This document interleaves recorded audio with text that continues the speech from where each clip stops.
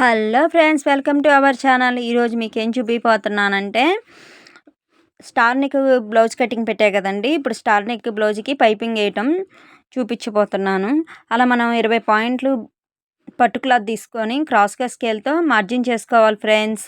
అలా మార్జిన్ చేసేసుకున్నాం అనుకోండి, క్రాస్గా వచ్చేస్తాయి.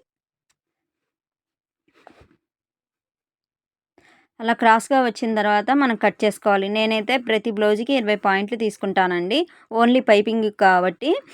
అదే డిజైన్కి అనుకోండి, కొంచెం క్లాత్ అనేది ఎక్స్ట్రా తీసుకోవాలి. ఇప్పుడు మనం 20 పాయింట్లు క్లాత్ తీసుకుంటే నడుముకి పైపింగ్కి వస్తుంది, హ్యాండ్స్కి వస్తుంది, మెడకు వస్తుందండి. అంటే నెక్కుకి స్టార్ నెక్ కానీ రౌండ్ నెక్ కానీ ఏ నెక్కుకైనా వచ్చేసిద్ది. అదే మనం క్రాస్గా తీసుకోకుండా స్ట్రైట్గా వేసాం అనుకోండి, పైపింగ్ అనేది నీట్గా రాదు, స్ట్రైట్గా వచ్చేసిద్ది. బ్లౌజ్ వేసుకున్నా కానీ నిలబడ్డట్టు వస్తుందండి, అణిగిపోదు. అందుకని క్రాస్గానే మనం ముక్కలనేవి కట్ చేసుకోవాలి. నేను చూపించే ప్రాసెస్ అయితే చాలా సింపుల్గా ఎంత పైపింగ్ రానోళ్ళకి కూడా వచ్చేసిద్ది ఫ్రెండ్స్. అలా కట్ చేసి పెట్టేసుకున్నాను.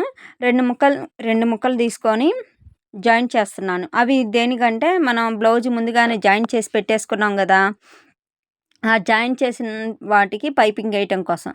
జాయింట్ చేశాక క్రాస్ ముక్క కట్ చేయాలి. నెక్స్ట్ రెండో సైడ్ కూడా కట్ చేసుకోవాలి ఫ్రెండ్స్. అలా కట్ చేసిన తర్వాత మనం బ్లౌజ్ జాయింట్ చేసాం కదా, బ్యాక్ పార్ట్ అనేది తీసుకోవాలి. బ్యాక్ పార్ట్ తీసుకొని ఫస్ట్ మనం కుట్టింది బ్లౌజ్ పై సైడ్ పెట్టేసుకొని 1/2 ఇంచ్ మార్జిన్తో స్టిచ్ చేసుకోవాలి. రెండు సమానంగా పట్టుకొని చాలా నిదానంగా జాగ్రత్తగా స్టిచ్ చేసుకోవాలి. నేనైతే క్లియర్గా కనిపిస్తుందనే అనుకుంటున్నాను ఫ్రెండ్స్. నాకైతే క్లియర్గానే అనిపిస్తుంది. ఇంకా నాకు వాల్ అయితే అలానే వచ్చేసింది. మీకు అటు పెట్టడానికి, అటు సైడ్ పెట్టడానికి కుదరదు. వీడియో తీయడం కోసం నేను మిషన్ కూడా తిప్పుకున్నాను ఫ్రెండ్స్.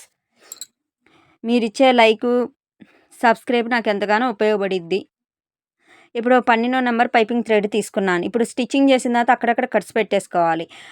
కట్స్ పెట్టుకున్న తర్వాత మనం థ్రెడ్ని ముడేసేసుకొని మనం స్టిచ్ చేసిన క్లాత్ వైపు పై సైడ్ పెట్టేసుకొని క్లాత్ పై నుంచి ఫోల్డింగ్ చేసుకోవాలి. అలా టైట్గా స్టిచ్ చేసిన దాని వైపు పై వైపు పట్టేసుకొని దారం పెట్టి టైట్గా పట్టుకోవాలి. కొంచెం ఒక అరంగలం అంత సైజు పట్టుకొని నిదానంగా స్టిచ్ చేసుకున్నాం అనుకోండి, టైట్గా పట్టుకొని, అప్పుడు మనకి పైపింగ్ అనేది చాలా నీట్గా ఫినిషింగ్ అనేది సూపర్గా వస్తుంది.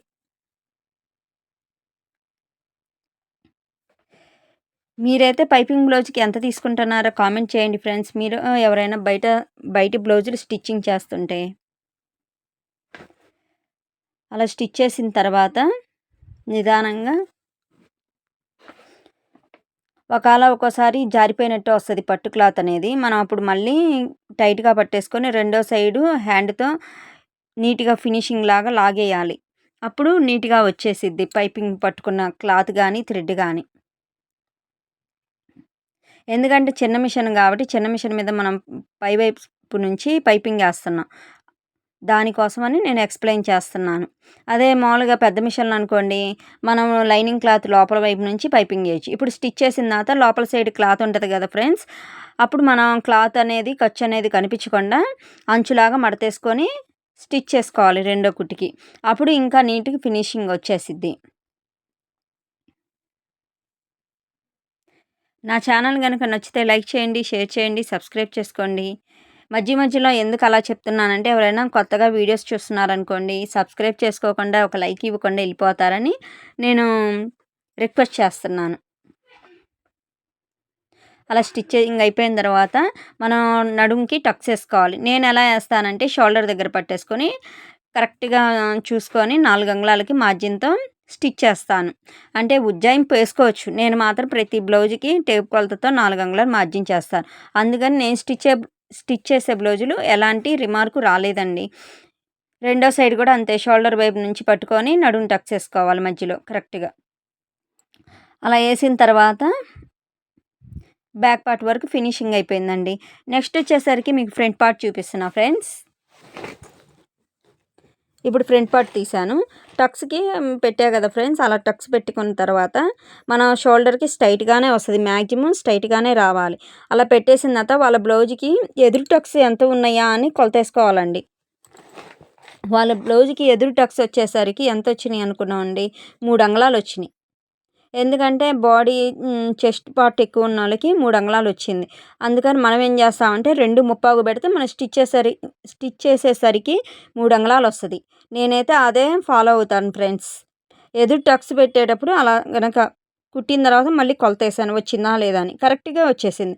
నెక్స్ట్ వచ్చేసరికి మనం టక్స్ ఏసిన దగ్గర నుంచి వన్ సైడ్ ఎక్కువుండాలి. వన్ సైడ్ తక్కువుండాలి క్లాత్. మాక్సిమం మనం ఎదురు టక్కేస్తే సింపుల్ ప్రాసెస్‌లో మనం చెస్ట్ పార్ట్‌కి టక్స్ అనేది ఈజీ ప్రాసెస్‌లో ఏసుకోవచ్చు. అదిగోండి స్టిచ్ చేసేసాను. నెక్స్ట్ వచ్చేసరికి మనం షేప్ పట్టీ. ముందుగానే అన్నీ జాయింట్ చేసి పెట్టుకున్నా కదా ఫ్రెండ్స్. ఇప్పుడు మనం షేప్ పట్టి వాళ్ళ బ్లౌజ్‌కి ఎంతుందా అంటే ఒక అంగుళం ఎగస్ట్రా పెట్టి కట్ చేస్తా కదా! వాళ్ళ బ్లౌజ్‌కి ఎంతుందా అని చూసుకొని మనం కరెక్ట్‌గా ఉందా లేదా అని చెక్ చేస్తాం. కరెక్ట్‌గానే ఉంది. ఒక పావించ్ అనేది ఎక్కువ అనిపించింది. ఆ క్లాత్ అనేది కట్ చేస్తాను. అంటే పెద్ద తేడా లేదండి. కావాలని చూపిస్తున్నాను మళ్ళీ ఎక్స్‌ప్లెయిన్ కోసం. మనం షేప్ పట్టి కొలత అనేది పెద్ద తేడా రాలేదండి. ఒక్కోసారి ఎక్కువ వస్తదేమో అని చెక్ చేసుకోవాలి. ఎందుకంటే క్లాతులు జారినాయి అనుకోండి, అప్పుడు ఎక్కువ వచ్చిందనుకోండి ఇబ్బంది అయిపోయిద్ది. అలా కట్ చేసేసుకున్నాను ఆ పావించి. పై సైడ్ నుంచి మనం స్టిచ్ చేసుకోవాలి. షేప్ పట్టీ పెట్టేసి. మనకి షేప్ పట్టీ కుట్టిన తర్వాత 2 క్లాతులు ఒకే వైపు ఉంటే ఏం లేదండి. అంటే శారీ బ్లౌజ్‌కి ఇచ్చిన క్లాత్ 2 వైపులు వస్తే ఏం లేదు. అలా రానప్పుడు మనం ఫ్రంట్ వైపు ఎటో చూసుకొని డాట్స్ పెట్టుకోవాలి. నేను కట్ చేసిన వీడియోలో కూడా పెట్టాను.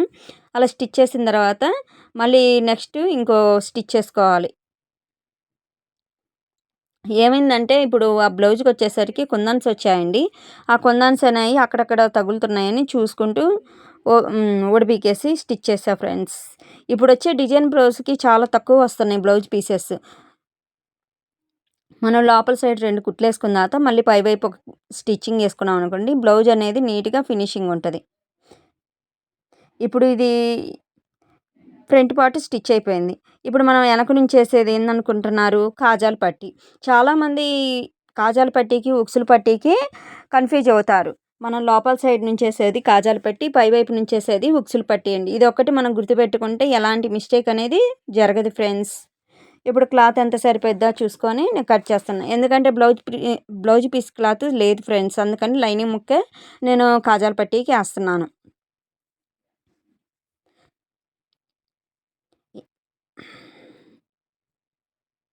ఏమైనా అర్థం కాకపోతే మెసేజ్ చేయండి ఫ్రెండ్స్. నేను ఎక్స్‌ప్లెయిన్ చెప్తాను. వివరం చెప్తాను. డ్రెస్ మెజర్‌మెంట్ కొలతలు మొన్న మా అమ్మాయి ఎక్స్‌ప్లెయిన్ చేసింది. నేను ఆ కొలతలుకి కటింగ్ చూపిద్దాం అనుకుంటున్నాను. కుదరట్లేదు. కొంచెం వీలు చూసుకొని కటింగ్ వీడియో కూడా నేను అప్లోడ్ చేస్తాను. అలా స్టిచ్చింగ్ చేసుకున్న తర్వాత మన పై వైపు ఇంకో కుట్టేసుకోవాలి. మళ్ళీ కిందకొచ్చేసరికి రఫ్ లాక్కోవాలి. నెక్స్ట్ కాజాల పట్టీకొచ్చేసి సెకండ్ కుట్టేసుకోవాలి కదా ఫ్రెండ్స్. అలా సెకండ్ కుట్టేసుకోవాలి.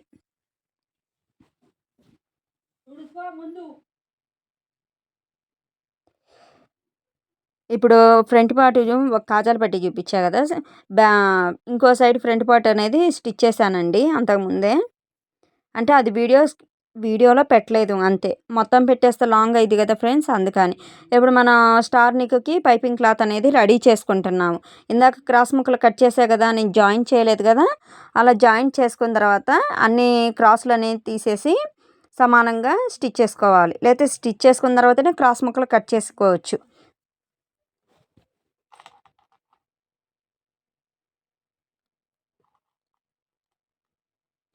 నా వీడియో మీకు చాలా యూజ్‌ఫుల్ అయిద్దని నేను అనుకుంటున్నానండి. యూజ్‌ఫుల్ అయిద్ది అనుకున్నోళ్ళు, నాకు ఉపయోగపడింది సిస్టర్ అనుకుంటే ఒక లైక్ ఇచ్చి కామెంట్ పెట్టండి. మీరు కామెంట్ పెడితే నేనెంతో హ్యాపీగా ఫీల్ అవుతాను.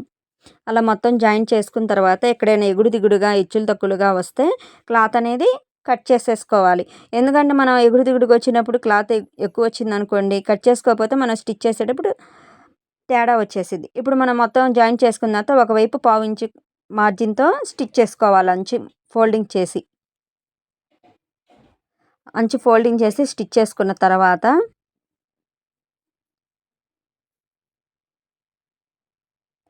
అలా నిదానంగా స్టిచ్ చేసుకుంటాము.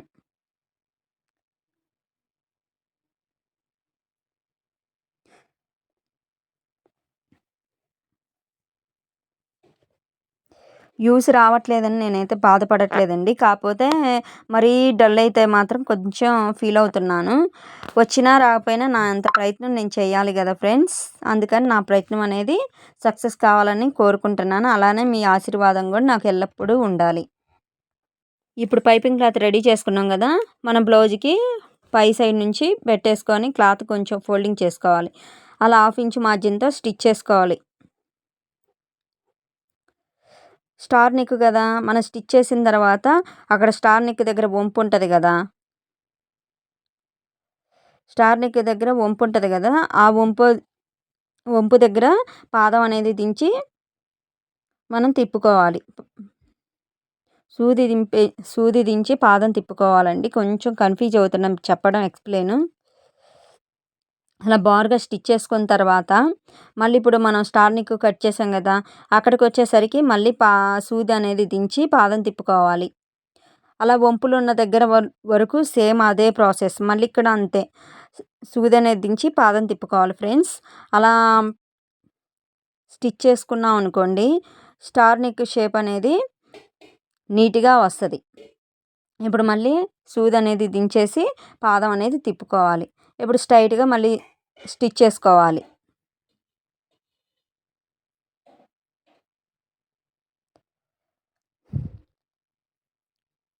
నా తొందరకి ఆ దారం గూడా ఒక్కోసారి అంతే దిగుతది. అలా స్టిచ్ చేసుకున్న తర్వాత మళ్ళీ ఇప్పుడు ఫ్రంట్ పార్ట్‌కి స్టార్ నెక్ ఉంది గదా ఫ్రెండ్స్. సేమ్ అదే ప్రాసెస్‌లో మనం సూది అనేది బ్లౌజ్‌కి దించేసి పాదం అనేది తిప్పుకోవాలి. అలా తిప్పేసి మనం స్టిచ్ చేసుకోవాలి. కొంచెం క్లాత్ ఉంచి కట్ చేసుకోవాలి. అది క్లాత్ అనేది మనం కాజాల పట్టీ సైడ్ గానీ, ఉక్సులు పట్టీ వైపు గానీ కింద సైడ్‌కి మడత పెట్టుకోవాలి. అలా మడత పెట్టిన తర్వాత అయి నక్స్ వస్తాయి గదా! వంపులు. ఆ వంపుల దగ్గర మనం టక్స్ పెట్టేసేయాలి. టక్స్ అంటే అక్కడక్కడికి లైట్‌గా కట్ చేసుకోవాలి. ఎక్కడైనా కుట్టు కలిసిందా లేదని చెక్ చేసుకోవాలి ఫ్రెండ్స్. అలా చెక్ చేసుకోపోయామనుకో మనం పైపింగ్ ఏసినప్పుడు తేడా వచ్చేసిద్ది. ఎప్పుడో మళ్ళీ స్టార్ నెక్ దగ్గర కటింగ్ పెట్టేసుకోవాలి. అలా కటింగ్ పెట్టుకున్నాం అనుకోండి, మనకి పైపింగ్ ఏసినప్పుడు నీట్ ఫినిషింగ్ అనేది వచ్చేసిద్ది. సేమ్ మీరు గూడా ఇదే ప్రాసెస్ గనక ఫాలో అయ్యారనుకోండి, పైపింగ్ ఏయటం బాగా వచ్చేసిద్ది ఎంత రానోళ్ళకి గూడా. నెక్స్ట్ వచ్చేసరికి ఇప్పుడు ఇందాక ప్రాసెస్ లాగానే మనం పైపింగ్ థ్రెడ్ 12 నంబర్ తీసేసుకొని మనం పై సైడే పెట్టుకోవాలండి సేమ్. మనం జాయిన్ చేసిన వైపు పై సైడ్ పెట్టుకోవాలి. కింద సైడ్ కాకుండా. అంటే క్లాత్ కింద సైడ్ వైపు పెట్టుకోకూడదు. పై సైడ్ పెట్టుకోవాలి. అలా పెట్టేసుకొని టైట్‌గా ఫోల్డింగ్ చేసుకోవాలి ఫ్రెండ్స్.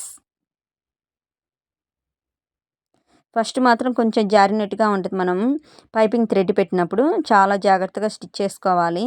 ఇప్పుడు మనం ఫస్ట్ స్టిచ్ చేసేటప్పుడు డైరెక్ట్‌గా బారుగానే స్టిచ్ చేయాలి. మనం ఎక్కడ వంపులు తిప్పే పని మాత్రం లేదు. అదేంది నా సిస్టర్ ఇందాక అలా చూపిచ్చారు, ఇప్పుడు ఇలా చూపిచ్చారంటే, మన పైపింగ్‌ది థ్రెడ్ పెట్టేటప్పుడు స్ట్రెయిట్‌గా కుట్టాలి. నెక్స్ట్ ఎక్కడ వంపులు తిప్పాలో చూపిస్తాను. స్టార్ నెక్ ఎలా షేప్ వస్తదా అని. అలా నిదానంగా పట్టుకొని స్టిఫ్‌గా పట్టుకొని లాగాలి.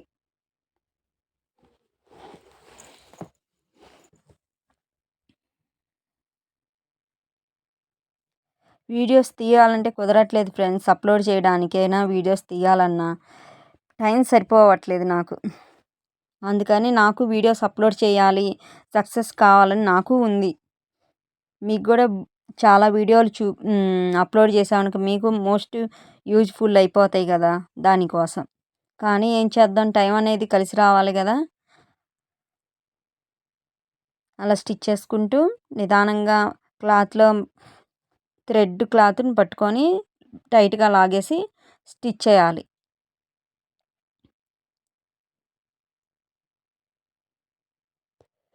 మొన్న ఒకళ్ళు ఇన్‌స్టాగ్రామ్‌లో వాళ్ళు ఇట్టనే శారీలు అయి చూపిస్తారు గదండీ! ఆ శారీలు అయి చూపిచ్చేటప్పుడు ప్రతి ఒక్కళ్ళు ప్రొఫైల్ దగ్గర ఏదో ఒకటి పెట్టేసుకుంటారు. నో మిడిల్ మేడ్ అంటే నాకర్థం కాలేదు. నో మిడిల్ మేడ్ పీపుల్ అంటే నాకర్థం కాలేదు. దాని మీనింగ్ మీకేమన్నా తెలిస్తే కామెంట్ బాక్స్‌లో మెసేజ్ చేయండి ఫ్రెండ్స్. నేను ఆ మెసేజ్ గురించి ఏందా మీనింగ్ అని ఆలోచిస్తున్నాను. నో మిడిల్ మైండ్ పీపుల్ అంటే ఏందా అని. అంటే రిచ్ పీపుల్ అయితేనే నా ఛానల్‌కి రండి లేతే లేదా అని ఇన్‌స్టాగ్రామ్‌లో తను పెట్టిన దానికి నాకైతే అర్థం కాలేదు. మీకేమన్నా అర్థమైతే ఒకసారి కామెంట్ చేయండి. ఇప్పుడు మనం సెకండ్ సైడ్ అంచు మడతేసుకొని కుట్టుకున్నాం కదా! అప్పుడు 1/2 ఇంచ్ మార్జిన్‌తో మనం స్టిచ్ చేసుకొని సేమ్ మనం ఫస్ట్ ఎలా పాదం పక్కకి తిప్పామో సేమ్ అదే ప్రాసెస్‌లో స్టిచ్ చేసుకోవాలి. ఒక్కోసారి మనం పై వైపు నుంచి స్టిచ్ చేసేటప్పుడు క్లాత్ మడత పడిద్దండి.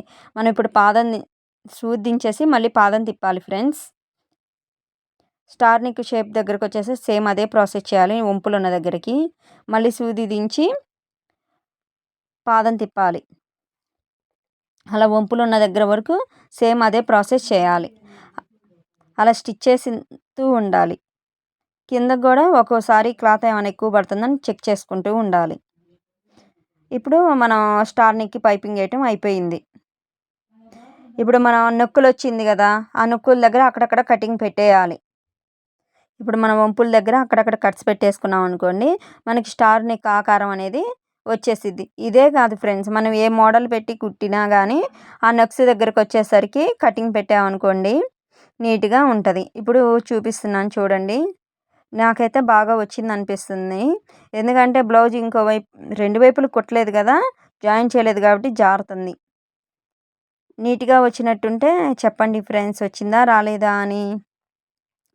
ఇప్పుడు స్టార్ నెక్ వరకు పైపింగ్ ఏయటం అయిపోయింది. నెక్స్ట్ వచ్చేసరికి హ్యాండ్ అండి. హ్యాండ్ వన్ సైడ్ చూపిస్తాను. సెకండ్ సైడ్ స్టిచ్ చేస్తాను. ఏదైనా ఫ్రంట్ వైపు వన్ సైడే చూపిచ్చాను. హ్యాండ్ అనేది వన్ సైడ్ చూపిస్తున్నాను. ఎందుకంటే ముందు వీడియోలో ఫుల్ వీడియో ఉంది గదా! బ్లౌజ్ స్టిచ్చింగ్ మొత్తం. దానికోసమని నేను సింపుల్ ప్రాసెస్‌లో చూపిస్తున్నాను. దేనికంటే వీడియో లాంగ్ అయితుంది, ఎక్కువ చూడరని ఆలోచనతో నేను చెప్తున్నాను. మనం ముందు జాయిన్ చేసి పెట్టుకుంటాం కదా! ఫ్రంట్ వైపు ఎటొస్తదా, బ్యాక్ వైపు ఎటొస్తదా అంటే మన ఫ్రంట్ క్రాస్ తీసింది కనిపిస్తది కాబట్టి చూసుకొని స్టిచ్ చేసుకోవాలి. బ్లౌజ్‌కి పై వైపు పెట్టుకొని షోల్డర్ దగ్గర నుంచి మధ్య వైపు నుంచి జాయిన్ చేసుకోవాలి 1/2 ఇంచు మార్జిన్‌తో. అలా ముందుగానే ముక్కలు క్లాత్ ఏసేసుకొని జాయిన్ చేసుకున్నాం అనుకోండి, మనం స్టిచ్ చేసేటప్పుడు ఎటువంటి క్లాతులనేయి పడవు. వన్ సైడ్ అయిపోయింది. ఇప్పుడు మళ్ళీ మనం సెకండ్ సైడ్ నుంచి షోల్డర్ దగ్గర నుంచి జాయిన్ చేసుకోవాలి. అలా జాయిన్ చేసేటప్పుడు క్లాత్ పడకుండా చెక్ చేసుకుంటూ జాయిన్ చేసుకోవాలి. ఎందుకనుకోండి, క్లాత్ పడిందనుకోండి, హ్యాండ్ కాకుండా ఎగస్ట్రా క్లాత్ పడితే మనం కుట్లనేవి ఇప్పదీసుకోవాలి. హ్యాండ్ జాయింట్ అనేది చాలా నిదానంగా చేసుకోవాలి. ఏంది మెడేసిన తర్వాత హ్యాండ్ జాయింట్ చేస్తున్నావు సిస్టర్ అనుకుంటే, హ్యాండ్ జాయింట్ చేసిన తర్వాతైనా నెక్ ఏసుకోవచ్చు. నెక్ ఏసిన తర్వాతైనా హ్యాండ్ జాయింట్ చేయొచ్చు. అదే మనం ముందుగానే నెక్ ఏసుకున్నాం అనుకోండి, హ్యాండ్ జాయింట్‌కైనా, నెక్‌కైనా మనకి సింపుల్‌గా అయిపోయిద్ది. ఒకేసారి మనం హ్యాండ్ జాయింట్ అయిపోయిన తర్వాత సైడ్ జాయింట్ కూడా చేయొచ్చు కదా! దానికోసం. మనం కుట్టిన తర్వాత ఎగస్ట్రా పీసెస్ వస్తే కట్ చేసుకోవటమేనండి. ఇప్పుడు వర్క్ వచ్చింది కదా! ఎలా స్టిచ్ చేసామంటే నేను సింగిల్ పాదం పెట్టేసి స్టిచ్ చేశాను వర్క్‌కొచ్చేసరికి. నా మిషన్‌కొచ్చేసరికి చిన్న మిషన్ కాబట్టి సింగిల్ పాదంతో పైపింగ్ రాదండి. అందుకని నేను సింగిల్ పాదంతో నేను ఎప్పుడూ పైపింగ్ ట్రై చేసి ఇసుకొచ్చేసింది.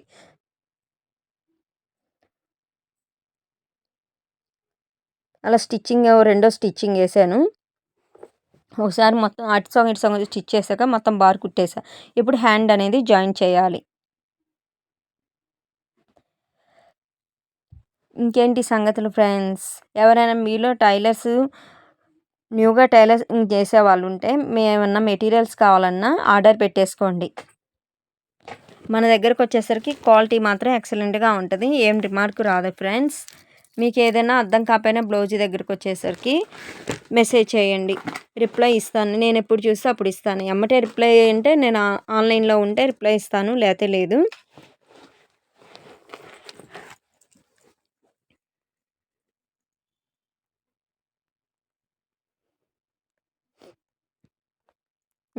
రెండో కుట్టు కూడా ఏయటం అయిపోయింది. ఇప్పుడు మనం అనేది హ్యాండ్ జాయింట్ చేసుకుందాం. హ్యాండ్ జాయింట్ చేయడానికి ఇప్పుడు వర్క్ ఇచ్చారు గదా! వర్క్ అనేది మిషన్ కిందకి స్టోన్స్ పడతాయని అనుకున్నాను. అందుకని మళ్ళీ కొంచెం స్టోన్స్ అనేయి ఇప్పదీసేసాను చూసుకొని. అంటే హ్యాండ్ లూజ్ ఎంతుందా అని చూసుకోవాలి గదా ఫ్రెండ్స్!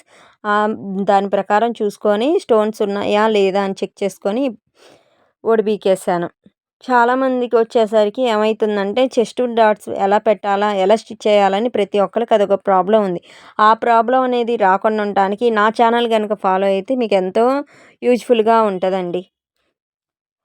అదేందా ఈ సిస్టరు ఛానల్ వీడియో మొదలుపెట్టిన కాంచి నా ఛానల్ ఫాలో కండి, నా ఛానల్ సబ్స్క్రైబ్ చేసుకోండి, లైక్ చేయండి.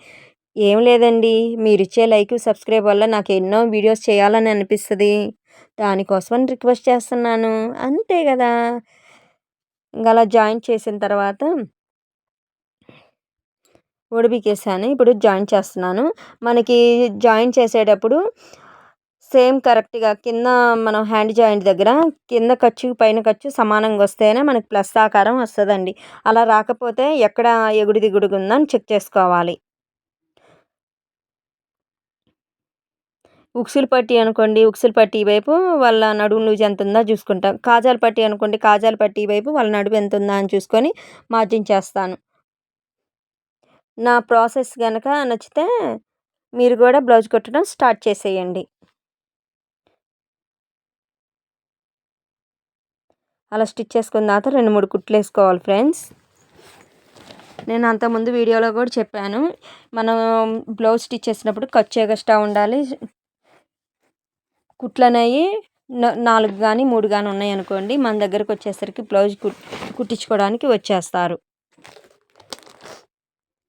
అలా స్టిచ్చింగ్ అయిపోయింది. నెక్స్ట్